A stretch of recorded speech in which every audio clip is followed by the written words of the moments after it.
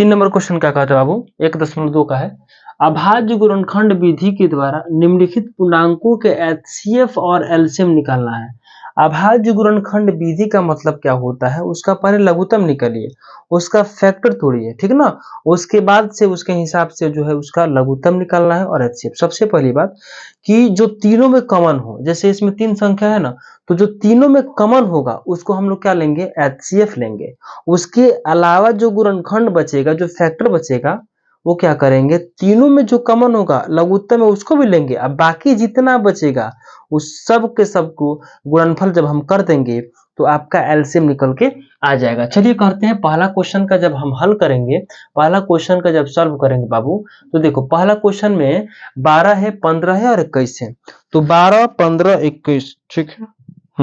12, 15 और 21, 12, 15 और 21 का क्या करेंगे बाबू, लघुत्तम निकालेंगे। देखो 12 है, ठीक है ना, और ये 15 है और ये क्या है, 21 है। तो 12 का तोड़ेगा तो कैसे होगा, 2 गुने 3 गुने कितना, 2 गुने 3। तोड़ो 12 का, देख लो 12 का तोड़ो ना बाबू, 2 छक्के 12, 2 3 6, मतलब 2 गुने 2 गुने 3, 2 गुने 2 गुने 3। 15 का तोड़ा तो 3 गुने कितना है बाबू, 5, 3 5 15, 21 का तोड़ा 7 गुने हो जाएगा 3, यानी कि 3 गुने 3 गुने हो जाएगा 7। कोई कमन है, कोई कमन नहीं है। जब कोई कमन नहीं है बाबू तो देख लो, देख लो ध्यान से देख लो, हो सकता है कमन मिल रहा है। देखो ध्यान से, इसमें 3 मिल रहा है, इसमें भी 3 मिल रहा है, मतलब क्या हुआ, इसमें इसमें इसमें इसमें इसमें इसमें इसमें इसमें इसमें 3, इसमें 3 मिल रहा है ना, तो एचसीएफ, एचसीएफ का मान कितना होगा, तीनों में जो उपनिष्ठ हो, जो तीनों में मिले वो तो 3 मिल रहा है, तो ये हो गया 3, हो गया ना। अब हमको निकालना है एचसीएफ, हो गया। अब निकालना है एलसीएम, एचसीएफ निकल गया ना जी। अब एलसीएम निकालना है, तो देखो जो तीनों में है ना उसको एक बार ले लो, ये तीनों का मतलब एक बार। अब बाकी जो बच रहा है 2 के पावर 2, तो यहाँ पर लिखेंगे 2 गुने 2, और ये 7 5 है ना, तो यहाँ पर लिखेंगे 5 और 7, काम खत्म। देखो जो तीनों में कॉमन हो रहा है, जो तीनों में कॉमन हो रहा है उसको ले लेंगे, ठीक है, एक बार ले लिए। बाकी इसमें 2 गुने 2 बच रहा है तो 2 गुने 2 ले लो। इसमें क्या बच रहा है 5, तो इसमें 5, इसमें क्या है 7, तो 7, काम खत्म। अब सबको गुना कर दो।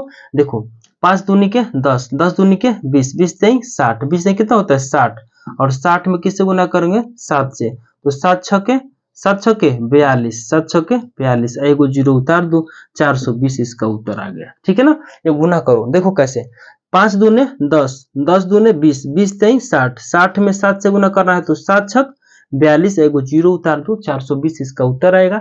एचसीएफ होगा 3 और एलसीएम होगा कितना, 420 इसका सही उत्तर है, ठीक है ना। चलिए उतार लीजिए, उतार लीजिए। आगे अगला क्वेश्चन देखते हैं एकदम आराम से, ठीक है। अगला क्वेश्चन एकदम आराम से, 2 नंबर क्वेश्चन क्या कहता है, 17 है तो 17 का लघुत्तम निकालिए, 23 है तो 23 का भी लघुत्तम निकालिए, और 29 है तो 29 का भी लघुत्तम निकालिए। बाबू 17 को कुछ नहीं तो 1 गुने 17 लिखो, 23 को कुछ नहीं तो 1 गुने 23 लिखो, और 29 को कुछ नहीं तो 1 गुने 29 लिख दो। इसका मतलब क्या हुआ कि तीनों में कॉमन क्या दिखाई दे रहा है, कुछ नहीं है। तो जब कुछ नहीं होता है बाबू तो सब में तो एक होता ही है, तो इसका एचसीएफ, इसका एचसीएफ लिखो। इसका एचसीएफ कितना लिखोगे, तीनों में क्या कॉमन हो रहा है, एक हो रहा है। अब निकालना है एलसीएम, तो देखो ध्यान से, तीनों में जो कॉमन होता है उसको लिखते हैं ना, तो लिख लो, एक, एक से गुनाफर करो तो कोई दिक्कत नहीं, एक हो गया। अब बाकी इसमें क्या बच रहा है 17, तो 17 लिख लो। इसमें क्या बच रहा है 23, तो यहाँ पर 23 लिख लो। इसमें क्या बच रहा है तो 29, तो यहाँ पर 29 लिख लो। आई सबको गुना कर दो, सबको गुना कर दो, आपका उत्तर आ गया, ठीक है ना। सबको गुना करो, 17 23 29 कितना आएगा जी, 1139 लिख लो। इसका आ रहा है बाबू, सभी लोग मिला लीजिएगा, गुना गलती हो सकता है, 1139, ठीक है, आंसर दिया है। इसको गुना करोगे तो 1139 आएगा, ठीक है। देखो 7 तरीके 21, 21 से 1 और 9 में 1 से करेंगे तो 9 का 9, हाँ सही है, ठीक है, गुना कर लो, काम खत्म। चलो अगला देखते हैं, ये हो गया। अब इस सवाल को देख लो, 3 नंबर, 8 का तोड़ो, 8 का तोड़ो, फिर 9 का तोड़ो, और फिर 25 का तोड़ो। 8 को तोड़ोगे तो 2 गुने 2 गुने 2 होगा, 9 का तोड़ो 3 गुने 3 होगा, 25 का तोड़ो 5 गुने 5 होगा। कुछ नहीं मिल रहा है दोस्त, जब कुछ नहीं मिलता है तो इसके साथ 1 गुना करो, इसके साथ 1 गुना करो, इसके साथ 1 गुना करो। अब इसमें देखो मिल रहा है 1 1 1 मिले ना, यानी कि HCF का मान कितना होगा 1 होगा। अब निकालना है LCM। अब LCM क्या होता है, LCM का मतलब क्या होता है, जो तीनों में है वो तो पहले रहबे करेगा। अब देखो इसमें क्या बच रहा है 2 गुने 2 गुने 2, तो यहाँ पर लिखेंगे 2 के पावर कितना 2 गुने 2 गुने 2 लिखेंगे, 2 गुने 2 गुने 2 लिख दिए। 3 गुने 3 यानी कि 3 के पावर 2 बच रहा है ना जी, और यहाँ पर 5 के पावर 2। ठीक है, इसको एक लाइन में लिख लो। 2 के पावर कितना 3, ये हो जाएगा 3 के पावर 2, ये हो जाएगा 5 के पावर 2। इसका मतलब क्या होगा कि 2 को 3 बार गुना करेंगे, 3 को 2 बार गुना करेंगे और 5 को भी 2 बार गुना करेंगे। ठीक है ना, अब गुना करिएगा तो कितना आएगा देख लीजिए आप, 1800 आ रहा है ना, कर लो। देखो बाबू इसका मतलब कुछ नहीं, 2 गुने 2 गुने 2 है ना, इसको मिटा दें, चलो इसको मिटा देते हैं, इसको मिटा देते हैं। चलो इसका क्या निकालना LCM, तो देखो LCM पहले तो 1, क्योंकि जो सब में मिला 2 गुने 2 गुने 2, इसमें क्या मिला 3 गुने 3। हेमेश बाबू उतारो बाबू 5, काम खत्म।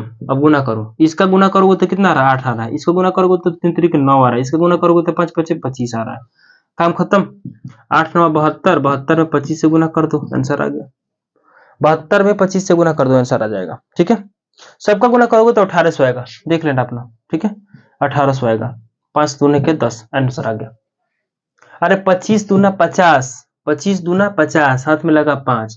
अब 25 में 7 से गुना कर दो, 25 में 7 से गुना कर दो और इसमें 5 जोड़ दो, 7 5 35, 35 से 5 40। ठीक है ना, हाथ में कितना लगा 4, और 7 दूनी के 14, 14 4 18, 14 4 18, 1800 आ गया। काम खत्म करो, 1800 आएगा, मिल लो। ठीक है, इस तरह से आपका तीसरा क्वेश्चन भी खत्म हो गया।